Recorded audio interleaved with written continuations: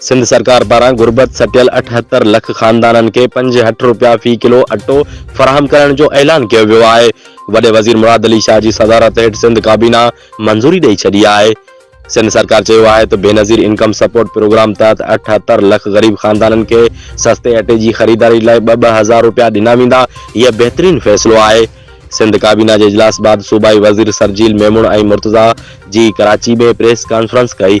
सरजील मेमून चयो त सिंध सरकार महांगाई सटियल आवाम खे रिलीफ ॾियण लाइ सुठो क़दम खयो आहे।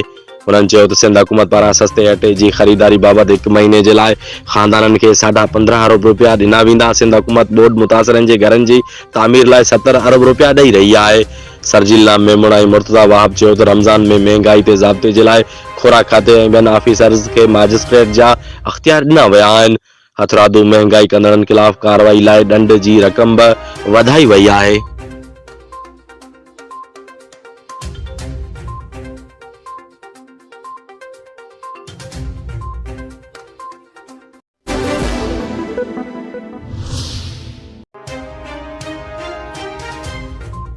पंजाब में सस्तो अटो हासिल करण दौरान 2 शहरी हयातूं विञाए वेठा। मुज़फ़रगढ़ जे तालके कोट अदू में मुफ़्त अटो हासिल करण जे लाइ लाइन में बीठल औरत खे अटो त न मिलियो, पर हू इंतज़ार दौरान फ़ौत थी वई। रश ऐं सख़्त गर्मी दौरान 50 वरहनि जी ताज बीबी अटो हासिल करण जे लाइ लाइन में बीठल हुई त बदनज़मी ऐं सख़्त गर्मी सबबि संदसि तबियत ख़राब थी वई, पर हूअ अस्पताल मुंतक़िल करण दौरान फ़ौत थी वई। मुल्तान में सस्ते अटे जे लाइ लॻायल स्टॉल ते हिकु शख़्स दिलि जो दौरो पवण सबबि फ़ौत थी वियो। ॿिए तरफ़ बहावल नगर जे हिकु पार्क में मुफ़्त क़ाइम अटे जे स्टॉल ते बदनज़मी सबबि 3 औरतूं सख़्त ज़ख़्मी थी पयूं, जिन खे अस्पताल मुंतक़िल कयो वियो। शकरगढ़ में नंढा बरदार शहरनि अटे सां भरियल ट्रक खे फुरे वरितो, जॾहिं त रहीमयार खान में अटे जी थैली खणी वञण ते अमले शहरनि खे चमाट वहाई अटे जी थैली फुरे वरिती। उन खां अलावा मुल्तान ऐं सादिकाबाद में बि अटो न मिलण ते शहरनि एहतिजाज पिणु कयो।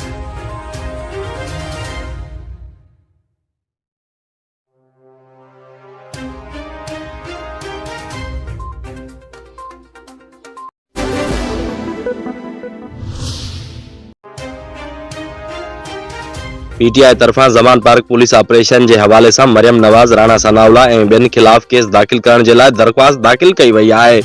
रिपोर्ट मूजिब पाकिस्तान तहरीक इंसाफ लाहौर में पीटीआई चेयरमैन इमरान खान जी रहायशगाह ज़मान पार्क में पुलिस तरफां कयल ऑपरेशन ते मुस्लिम लीग नून जी सीनियर नायब सदर ऐं चीफ ऑर्गेनाइज़र मरियम नवाज़ ऐं वफ़ाक़ी घरू वज़ीर राणा सनाउल्ला, आईजी पंजाब, सीसीपीओ समेत ॿियनि ख़िलाफ़ रेस कोर्स थाणे में केस दाख़िल करण जी दरख़्वास्त दाख़िल कई वई आहे। ॿिए तरफ़ रेस कोर्स थाणे जी पुलिस केस दाख़िल करण खां इनकार करे छॾियो आहे, जंहिं ते दरख़्वास्त गुज़ार सेशन अदालत में 22A ऐं 22B जी दरख़्वास्त दाख़िल कई आहे, जंहिं में मौक़िफ़ अख़्तियार कयो वियो आहे त आईजी पंजाब ज़मान पार्क ऑपरेशन मरियम नवाज़ ऐं राणा सनाउल्ला जे हुकुम ते कयो। ज़मान पार्क ऑपरेशन दौरान चादर ऐं चौदीवारी जो तक़दुस पामाल कयो वियो।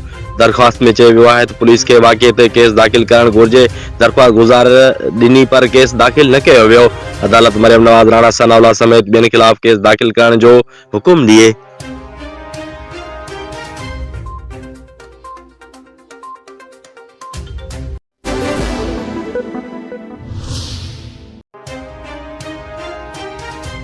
कराची जे इलाइक़े गुलिस्तान जोहर में हथियारबंदनि फायरिंग करे पाकिस्तान उलमा एसोसिएशन जे मेंबर ऐं सुन्नी उलमा काउंसिल जे मरकज़ी अॻवान मुफ्ती अब्दुल क़यूम खे क़त्ल करे छॾियो। अंगारे जे ॾींहुं सुबुह सवेर गुलिस्तान जोहर थाणे जे इलाइक़े ब्लाक 9 मंगसी चौक में मोटरसाइकिल सवार नामालूम हथियारबंदनि फायरिंग करे 50 सालनि जे मुफ्ती अब्दुल क़यूम सूफ़ी नक्शबंदी खे क़त्ल करे छॾियो, जेको जामे मस्जिद मोहम्मदी मदरसा नूरानी इस्लामिक सेंटर जो मुहतमम हो। पाकिस्तान उलमा एसोसिएशन जो मेंबर ऐं सुन्नी उलमा काउंसिल जो मरकज़ी अॻवान हो। वाक़े जी इतला मिलंदे ई पुलिस, रेंजर्स ऐं कानून लागू कंदड़ इदारनि जा ऑफिसर मौके ते पहुची विया, जॾहिं त शाहिदियूं गॾु करण जे लाइ क्राइम सीन यूनिट खे तलब कयो वियो। मक़तूल जी लाश पोस्टमार्टम लाइ जना अस्पताल आंदी वई। पुलिस मूजिब मौलाना अब्दुल क़यूम सूफ़ी फजर जी निमाज़ पढ़ण खां पोइ मस्जिद मां पंहिंजे घर तरफ़ पंधु वञी रहियो हो त घर वेझो ई मोटरसाइकिल ते सवार 2 नामालूम हथियारबंदनि फायरिंग करे खेसि क़त्ल करण खां पोइ फरार थी विया। मुफ्ती अब्दुल क़यूम खे हिकु गोली मथे ते लॻी, जंहिं सबबि हूअ थॾे ते ई फ़ौत थी वियो। मक़तूल 4 ॿारनि जो पीउ हो। वाक़े खां पोइ सुन्नी उलमा काउंसिल जा मरकज़ी अॻवान, उहिदेदार, मदरसे जा शागिर्द ऐं इलाइक़े जा रवासी वॾे अंग में मौक़े ते पहुची विया, जिते हुननि एहतिजाज कयो। क़त्ल वाक़े जा CCTV फुटेज साम्हूं अची विया आहिनि, जंहिंमें ॾिसी सघिजे थो त हथियारबंद मौलाना अब्दुल क़यूम सूफ़ीअ खे क़त्ल करण खां पोइ फरार थी रहिया आहिनि। हथियारबंदनि वेझो खां फायरिंग करे खेसि क़तूल कयो। हिकु जवाबदार मोटरसाइकिल तां लही मौलाना अब्दुल क़यूम जे वेझो आयो ऐं फायरिंग कई, जॾहिं त ॿियो मोटरसाइकिल ते ई वेठल रहियो।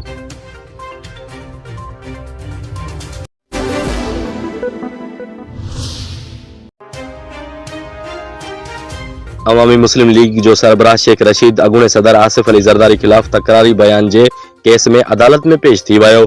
इस्लामाबाद जी डिस्ट्रिक्ट एंड सेशन कोर्ट में शेख रशीद तरफ़ां अॻूणे सदर आसिफ अली ज़रदारी ख़िलाफ़ तकरारी बयान केस जी ॿुधणी थी, जंहिंमें अदालत शेख रशीद खे अॼु फ़र्द जुर्म लागू करण लाइ तलब कयो हो। गुज़िरियल ॿुधणी ते तबियत ख़राब हुजण सबबि शेख रशीद अदालत में पेश न थियो हो। ॿुधणी जी शुरूआती ते जज सवाल कयो त छा शेख रशीद ख़िलाफ़ केस जो चालान अची वियो आहे। उन ते प्रोसिक्यूटर चयो त शेख रशीद ख़िलाफ़ केस जो चालान अदालत में जमा थी चुको आहे। शेख रशीद अदालत के बुधायो तो मुंहिंजो वकील अॼु सुप्रीम कोर्ट में आहे, उन लाइ अॼु अदालत में पेश नथो थी सघिजे। केस खे ख़त्म करण बाबति ब दरख़्वास्त दाख़िल कई आहे, जंहिंखां पोइ अदालत शेख रशीद खे हाज़िरी लॻाए वञण जी इजाज़त ॾेई छॾी। यादि रहे त पुलिस शेख रशीद खे साॻिए केस में गिरफ़्तार कयो हो, जंहिंखे अदालत मां ज़मानत ते रिहाई मिली हुई।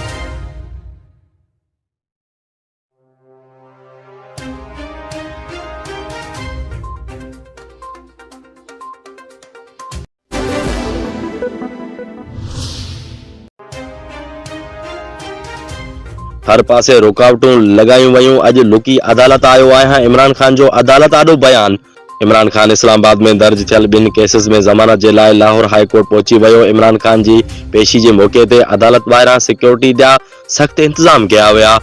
लाहौर हाई कोर्ट में ज़मान पार्क ऑपरेशन ख़िलाफ़ दाख़िल तोहिनी अदालत जी दरख़्वास्त में इमरान खान रोस्ट्रम ते आयो ऐं ऑपरेशन जा तफ़सील बयान कया।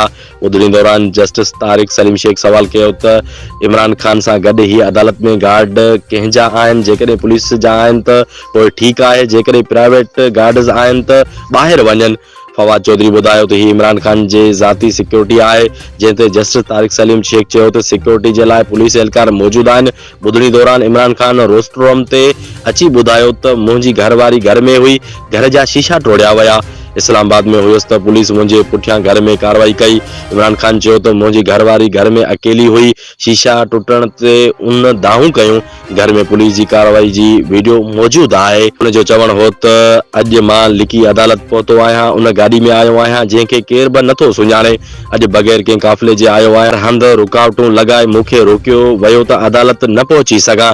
जस्टिस तारिक सलीम शेख जो चवणु हो त मीडिया ते वेही जेको अदलिया जो मज़ाक उॾाए रहिया आहियो, उन जे ख़िलाफ़ तोहिनी अदालत जी कार्रवाई कंदुसि। जेकॾहिं समूरियूं धुरियूं अदलिया जी इज़त न कनि त पोइ तोहीन जी कार्रवाई कंदुसि। अदालत सरकारी वकील खे ज़मान पार्क ऑपरेशन बाबति हिदायतूं वठी पेश करण जी हिदायत करे छॾी। जस्टिस तारिक सलीम शेख चयो त असांखे कानून मुताबिक़ कार्रवाई करणी हूंदी आहे, असां सिर्फ़ कानून जी ॻाल्हि कंदा आहियूं। जस्टिस तारिक सलीम शेख केस जी ॿुधणी सुभाणे ताईं मुलतवी करे छॾी।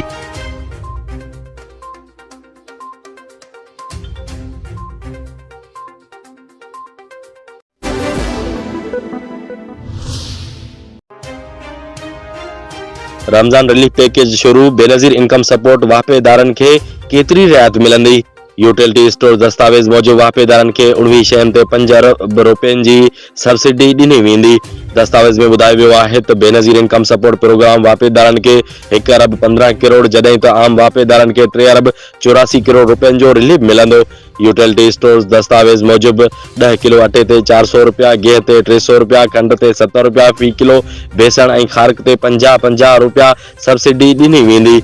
दस्तावेज़ में वधीक ॿुधायो वियो आहे त शरबतनि ते वाहिपेदारनि खे 15 रुपया, दालियुनि ते 20 रुपया फी किलो, कुकिंग ऑयल ते 25 रुपया, चांहि जी पती ते 100 रुपया, खीर ते 30 रुपया ऐं मसालनि ते 10% रियायत मिलंदी।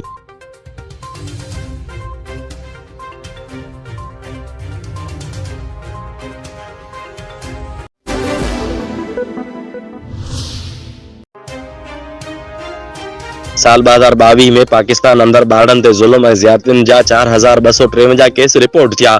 समाजी तंज़ीम पारां साल 2022 में पाकिस्तान अंदर ॿारनि ते ज़ुल्म ऐं ज़्यादतियुनि जा 4253 केस रिपोर्ट थिया।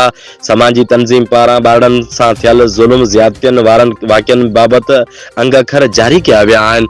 उन सिलसिले में समाजी तंज़ीम जे सूबाई कोआर्डिनेटर साहिल जो चवणु आहे त साल 2022 में पाकिस्तान अंदर ॿारनि ते ज़ुल्म ऐं ज़्यादतियुनि जा 4253 केस रिपोर्ट थिया आहिनि। बरकत अंसारी जो चवणु आहे त 2021 जी भेट में 2022 में ॿारनि सां जिंसी ज़्यादतियुनि जे केसनि में 33% इज़ाफ़ो थियो। चइनी सूबनि में रोज़ानो 12 खां वधीक ॿारनि खे जिंसी होस जो निशानो बणायो वियो।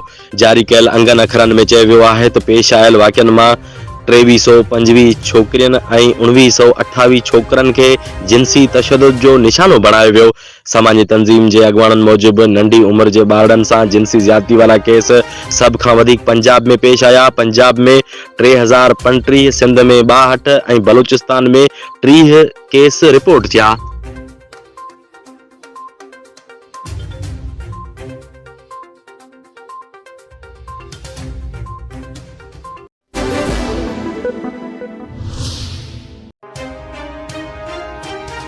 सालेपट लॻ ॻोठ सूबो महर में 2 ॾींहं अॻु महर बिरादरी ऐं चाचड़ बिरादरी जे ॿिनि धुरियुनि में पाणी जे निकाल तां मुंहमारी थी पई हुई, जंहिं बाद महर बिरादरी जे इरशाद अली, गुलाम रसूल ऐं सईद महर पारां लठियूं, कुहाड़ियूं ऐं हथियारबंद सां काह करे सूबो महर स्टाफ ते दुकान ते वेठल चाचड़ बिरादरी जे 7 माण्हुनि खे सख़्त तशद्दुद जो निशानो बणायो ऐं हिकु ॼणो 35 साला इमदाद अली पुट खादम हुसैन चाचड़ क़तूल थी वियो हो, जंहिं बाद सालेपट थाणे ते 9 जवाबदारनि ख़िलाफ़ केस दाख़िल कयो वियो हो।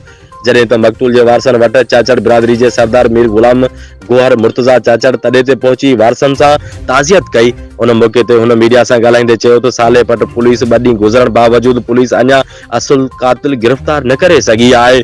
जॾहिं त मक़तूल जे थियल खून जो कानूनी रस्तो अख़्तियार करे असुल कातिलनि खे केफ़र किरदार ताईं पहुचाईंदासीं ऐं असीं चाचड़ क़ौम अमन पसंद क़ौम आहियूं, असां गुनाहरेज़ी कराइण नथा चाहियूं। जॾहिं त सरदार गुलाम गोहर मुर्तज़ा पंहिंजे चाचड़ बिरादरी खे पाबंद कंदे चयो त कंहिं बि क़िस्म जी अगराई न कंदा। जॾहिं त हुन IG Sindh, DIG Sukkur, SSP Sukkur ऐं आला अख़्तियारनि खां अपील कंदे चयो त वाक़े जो नोटिस वठी असुल कातिलनि खे गिरफ़्तार कयो वञे। जॾहिं त मक़तूल जे तॾे ते SHO सालेपट ज़ुल्फ़कार चाचड़ पहुची चाचड़ बिरादरी जे सरदार मीर गुलाम गोहर मुर्तज़ा चाचड़ ऐं वारसनि खे यकीन ॾियारियो त जवाबदार जल्द गिरफ़्तार करे कानून मुताबिक़ सज़ा ॾियारींदासीं।